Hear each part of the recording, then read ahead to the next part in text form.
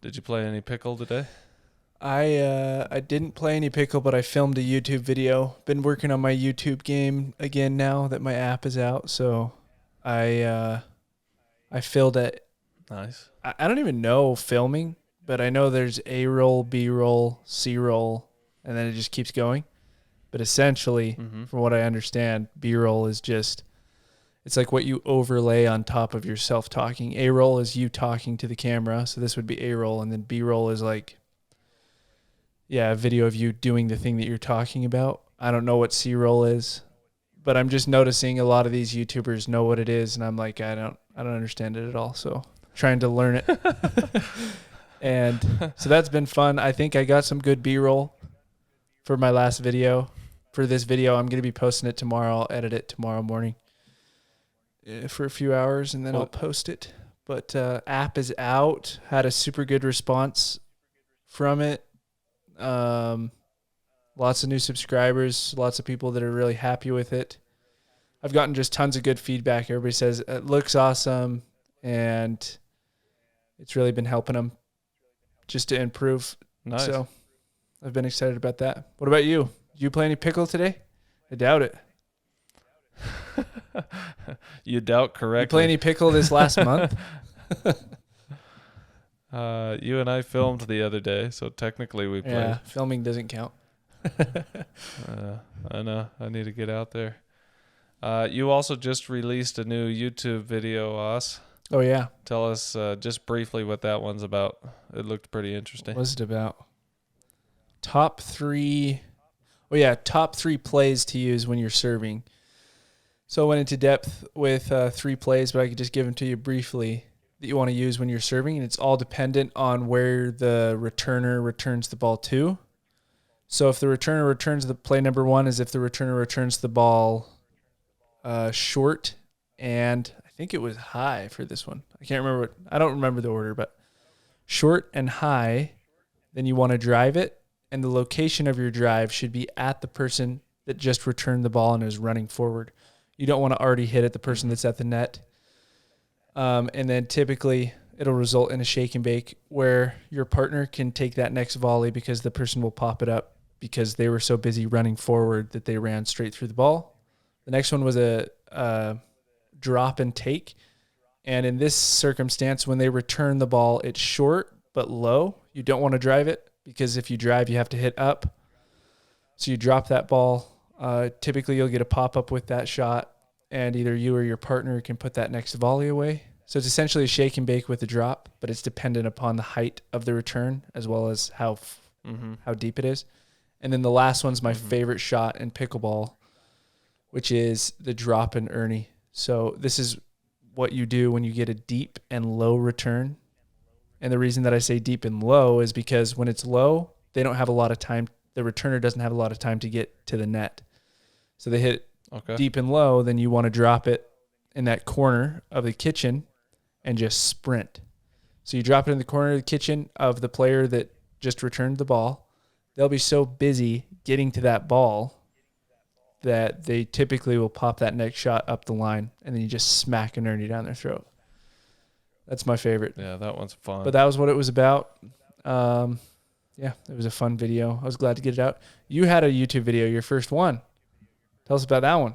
Hey.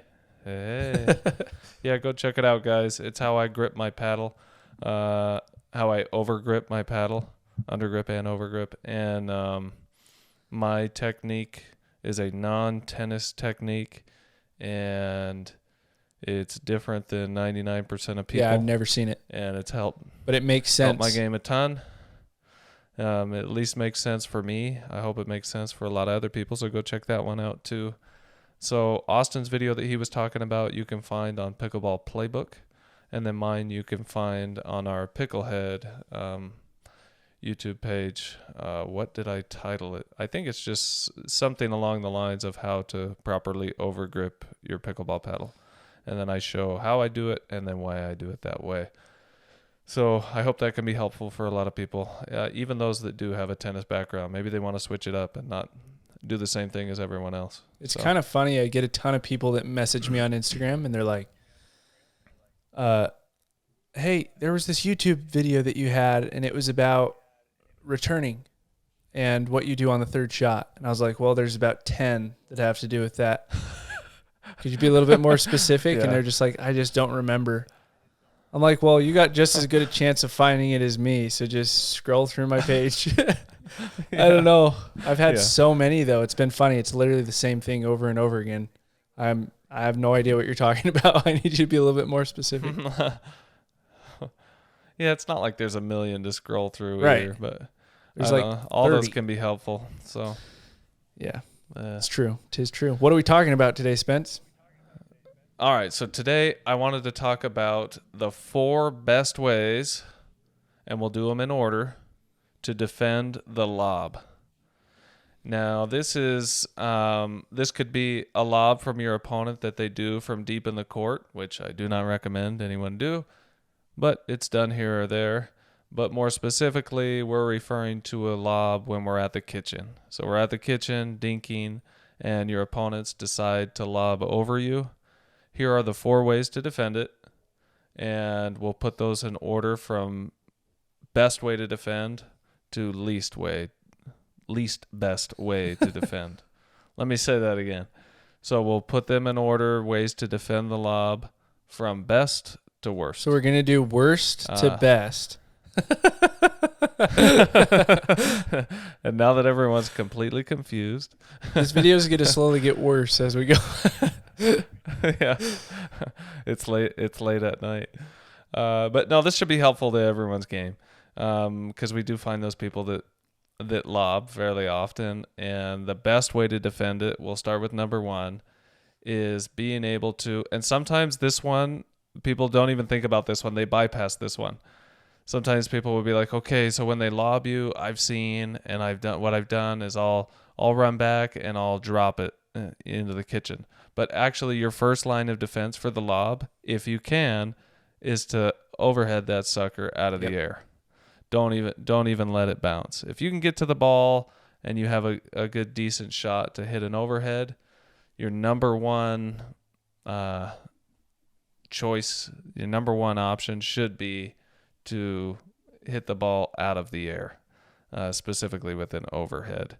That puts your opponents immediately in defense mode, and that one is really hard to get back, especially if you can get it down to their feet, or you can go deep in the court. But either way, that ball's coming with some speed, and it will be hard for them to defend. So would you agree, Oz, that is the first best way? For sure. Something interesting about that is even at the pro level, and especially at the amateur level, but even at the pro level, people have this tendency to take a step forward before they take a step backwards. And so they'll take a step into the kitchen, jump from the kitchen with one foot in the kitchen, other foot's out of the kitchen, and then they'll hit an overhead. And that's actually a fault, because they didn't reestablish outside of the kitchen. And it's something that you see in pros. With 2 feet. What? Sorry, with 2 feet. With 2 feet, yeah. Both feet got to come out and land on the ground, established, before you can do that.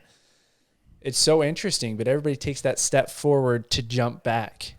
And it's not something that is practiced. It's super overlooked right now, but I'll bet you 5-10 years, it'll be extremely rare that you see that in the pros, because people will actually practice that footwork of going back for an overhead. You'll see it more and more. I guarantee it, because you see that in other sports where they practice like the specific footwork for specific shots.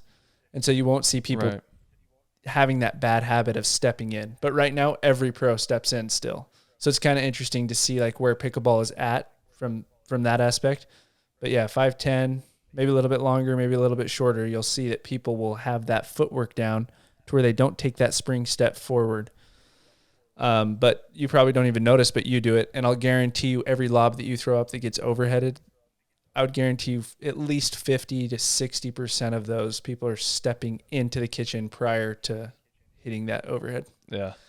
But anyways, yes, that is the number one way to defend an overhead. If you can get up there and hit that overhead, just make sure that you're not stepping forward and then backward. Be an interesting thing to see people practice and how they could practice it, I don't know, but I'm sure that we'll see that starting to happen, especially at the pro level. Yeah, I just naturally, and I don't know if it's just tennis players or what, but I mean, because I've seen other players do it, and it seems like they don't have a tennis background at all. I Yeah. naturally do that too for some reason. I do So that weird. same footwork unless I'm really consciously thinking about it, which is hard to do, especially when you get lobbed out of nowhere and you weren't expecting a Yeah. lob. So, something else So, interesting with that really quick is I yeah. saw a pro get called on it. I think it was Tyson a while back. He got called on it. He challenged it, and he won the challenge because they were wrong. Because you can actually Oh, wow. slide your foot from kitchen to whatever that is. I don't know, the service box or mid-court. You can slide your feet out of the kitchen, and so long as your foot stays down throughout that entire thing, you're reestablished, and they can't call it. So you can actually slide it out, but you can't just straight jump with one foot in there and one foot out. I did not know that. Yeah, so he slid it, and then they took it back because he slid. I just heard the announcers talking about it. I was like, huh. I don't know how that's that. I guess Yeah. it is reestablishing, but I always pictured reestablishing as like you're on balance, kind of. Right. But- Yeah, I just learned something new then because I didn't know that was a rule. So slide. All right, so number 2, Oz. So second best way to defend a lob. So this is if you can't hit the ball out of the air. It's either too high or too deep for you to get to, so you mistimed it. You want to get back as quickly as you can. And safety first. We don't want to trot backwards. For those of you that are watching on YouTube, I mean, you could easily see that, me just straight walking backwards with my back to the baseline. We don't want to run backwards with our back to the baseline. It's dangerous, and honestly, it's not very athletic. So what you should do instead is try to turn sideways while still keeping your eye on the ball, and then you can kind of shuffle backwards. But number 2 is dropping the ball back into the kitchen. So you want to make it so that they can't just put the ball away on you right away.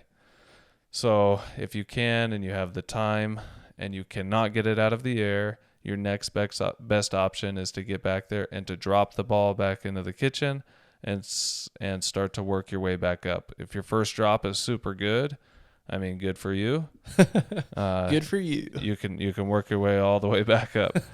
If it's not, you just gradually work your way back towards the kitchen, and then you've defended the lob. What do you have to add to that one, Oz? Yeah, I guess just explaining that this ball is bouncing. I don't know if you said that or if I zoned out, but I don't think I ever said it. But ball is bouncing, so you're not like dropping an overhead, but ball bounces, and then you're taking it off the bounce and hitting a drop. I'm sure everybody else connected that, but I did not for a second. And then I was like, oh, I see what you're saying. But yeah, you let that ball bounce. I don't think I said And then your goal is to get it in the kitchen, but your first goal is to get it over the net. So use some margin for error. You're hitting against a pickleball. So if you can just keep that ball in, you'll be able to stay in the point, even if it is a pretty high ball that they're hitting an overhead on. You'll still be able to stay in the point. Yeah. So that's priority number 1. And then once you get a ball that you're comfortable with, that's when you would drop it. So if balls are coming 100 miles an hour, it's probably going to make the best sense. Lob that ball up again. And this is what you see in padel. For anybody that has seen padel, they just lob the ball over and over and over again until they get a good attackable opportunity. But in pickleball, it's until you get a good defendable opportunity to hit that drop. So when you feel comfortable, that's the time to drop. I would definitely say that's the second best way. Perfect. Great explanation. So yeah, if you have to, you got to let the ball bounce. First option will be a drop. Work your way back. Third option. So this is your third best option. Similar to the first one, and you can use it in a few different ways. I'll talk about those ways. But that would be letting the ball bounce, getting to it, and then driving the ball back.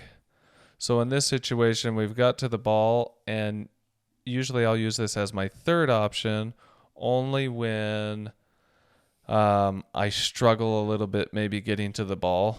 So for me, a drive is always easier than a drop, especially if I'm off balance, I'm not getting to the ball in time.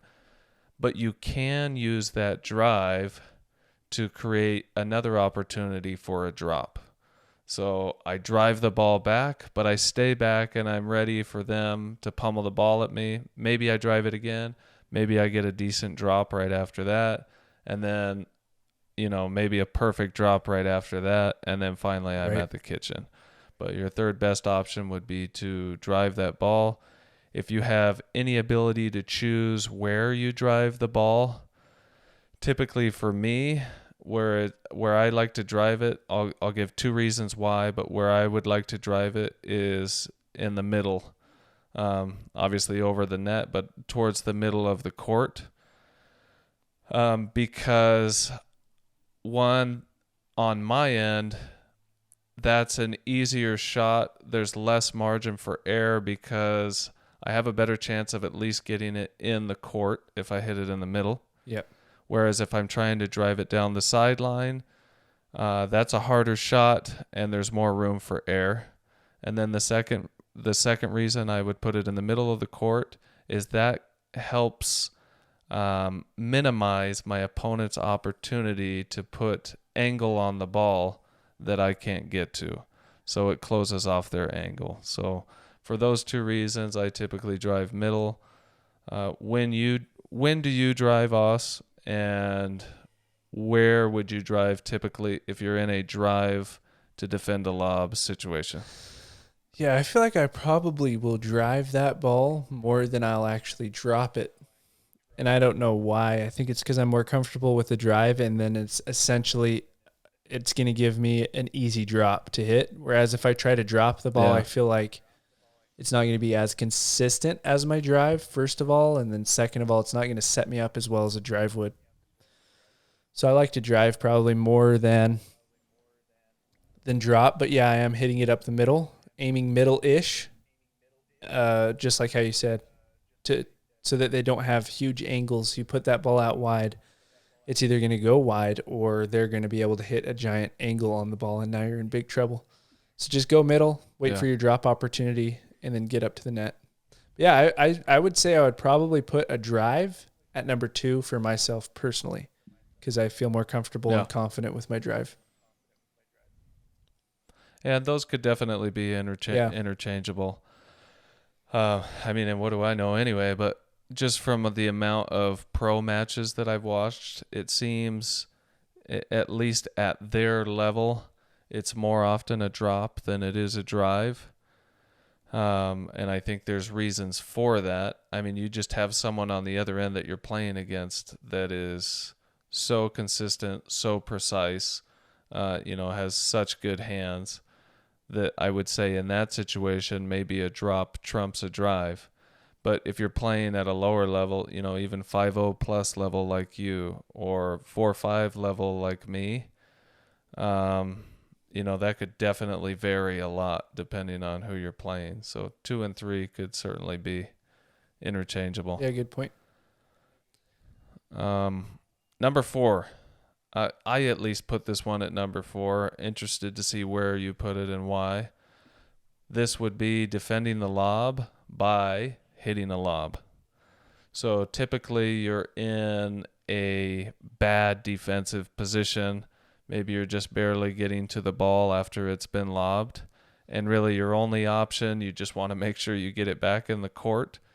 But you don't want to set them up maybe right at the net. So you lob it back, maybe to mid-court or deep court. It can actually sometimes be a tough shot. I don't know for you, Os, at least for me, at least getting it deep enough. It's just too high risk for me that I rarely ever will lob a lob. So a lob comes, it bounces, and then I lob it back. Usually it's just desperation if that's my only way of getting it back in the court.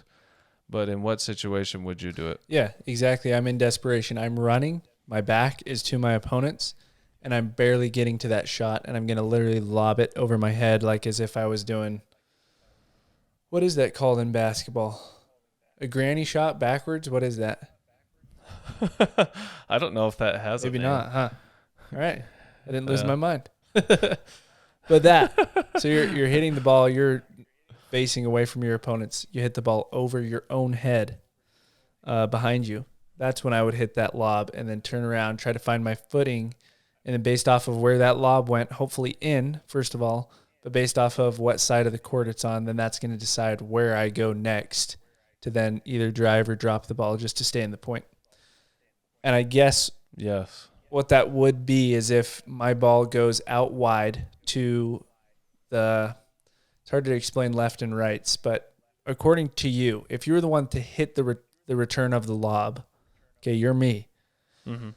If my lob goes to the left of the court, then now it's my job as the person who's playing back. It's hard to say it's my job. I'm on the left of the court as well. Well, I don't know how that would be for you guys either. But I'm playing left side, and I hit to the left side. It's not really the left side either. I hit to the right side, I guess. Let's just go based off of courts. I hit from the left side. I'm on the left side, and I hit to their right side of the court, the even side. So you're hitting straight across. Correct. Technically. I go there. My job is now to cover middle. It's my partner's job, who's over on the right side of our court, on the even side, to cover that big, huge angle. They're going to go out wide. If I lob that over and I go all the way to the left side, it's now my partner's job to cover middle and a little bit of their line. And it's my job to cover that big, huge angle. So that's those angles that me and Spencer were talking about earlier. So you need to make sure that you're covering those and that you and your partner are in unison together, acting like a string is attached to both of you, and you're moving together as a unit wherever that ball might be, wherever those angles might be.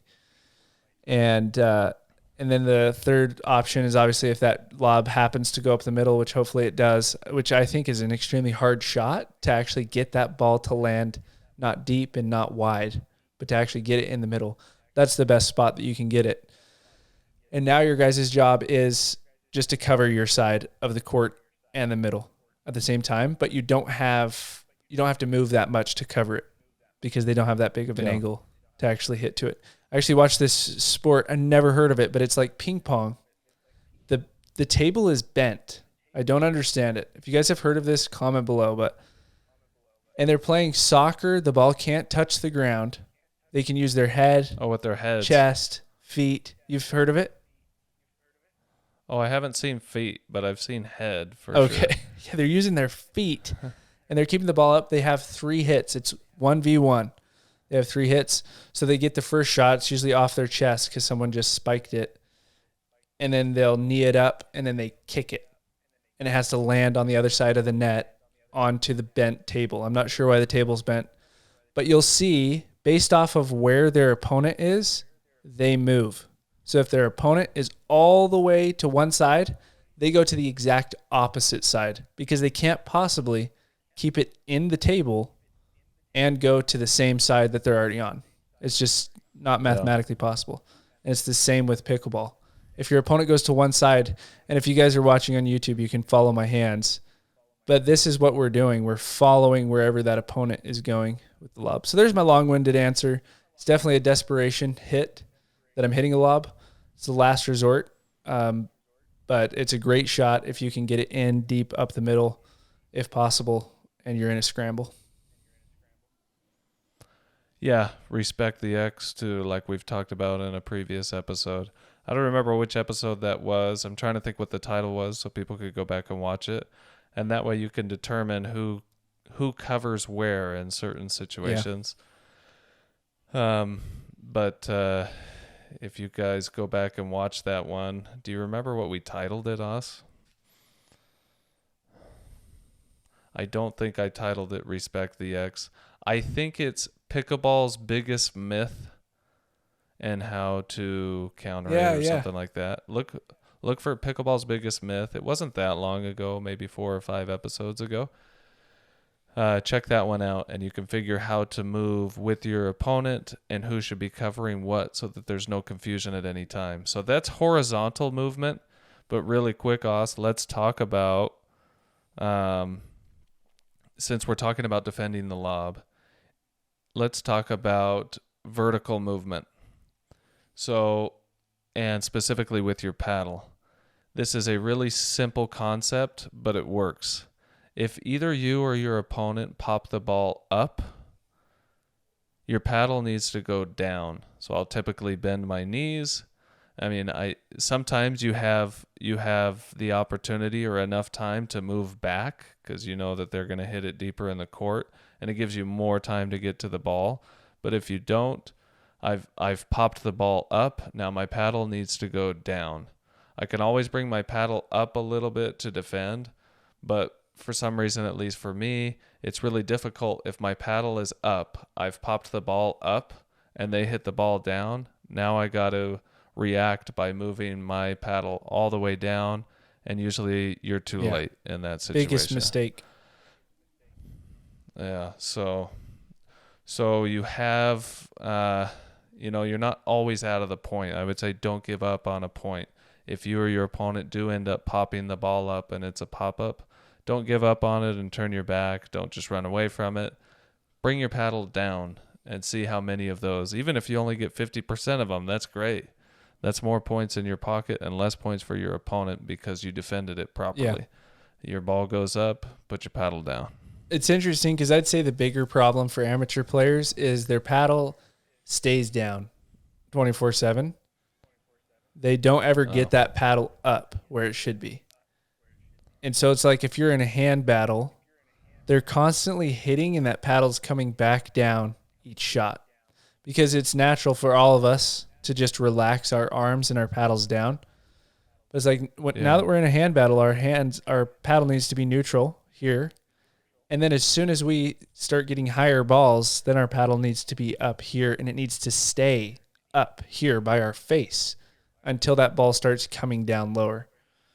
But I would say it's kind of interesting that people, like when they're in a scramble, all of a sudden now their paddle's in a different position than how it was the 95% of the other time that they were at the kitchen.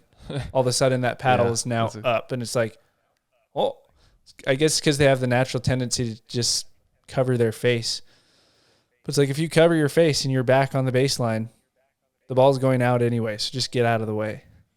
So it's just kind of comes down to that, but it comes down to having a ready position that's kind of up. And something interesting about my ready position is I keep my ready position like waist height, maybe a little bit lower, because that's what's comfortable for me, and I feel like I have faster hands that way. If you watch someone like JW, I'd say it's pretty similar to his, not as extreme, but he has his down by his knee. But that's where I feel comfortable. I feel like I can come up a lot faster.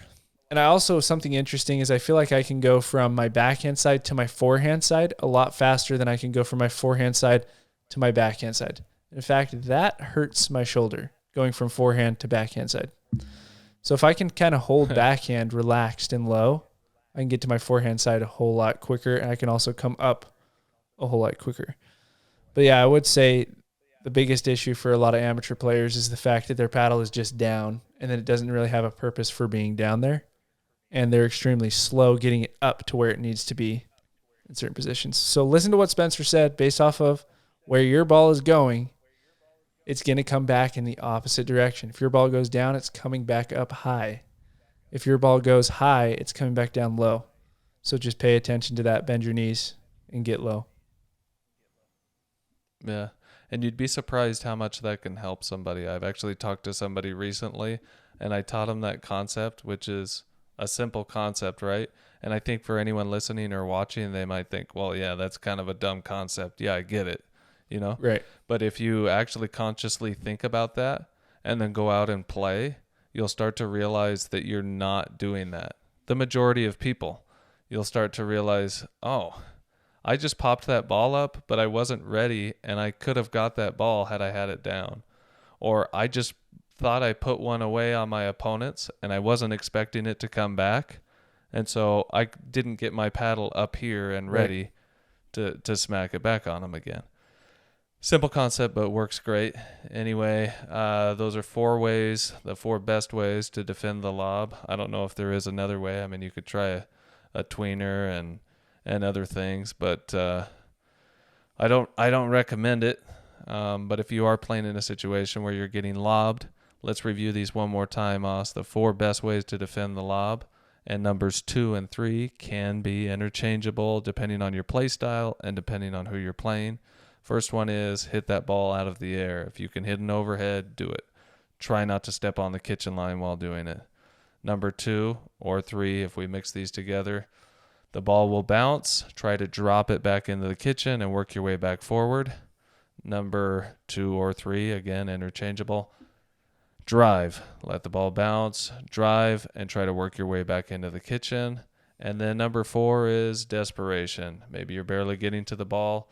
Lob that sucker back. At least it goes in. You always have a better chance of winning the point if you hit the ball in. Again, another simple concept, but it sure beats hitting the ball into the net because then the point's automatically over. Anything else to add, Oz?